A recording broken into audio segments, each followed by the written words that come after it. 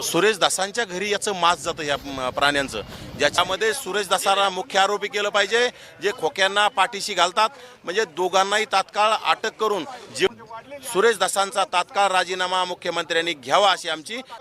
शिरूरमध्ये सतीश भोसले उर्फ खोक्या याच्यावरती कारवाई झाली पाहिजे या मागणीसाठी शिरूर बंदची हाक देण्यात आली आणि या आंदोलनामध्ये नवनाथजी वाघमारे देखील सहभागी झालेले आहेत. नवनाथजी, या मोर्चामध्ये या बंदमध्ये तुम्ही सहभागी झाला आहेत, काय प्रतिक्रिया असणार आहे? एवढे मोठे व्हिडिओ जे आहे ते खोक्याचे समोर या शिरूर कासार भागामध्ये गेल्या अनेक वर्षापासून खोक्याला सुरेश दासांच्या आशीर्वादाने खोक्या अनेक म्हणजे प्राण्यांची, त्यामध्ये काळवीट असेल, हरिण असेल, मोर असेल, अशा प्राण्यांची खरं तर तस्करी करतोय.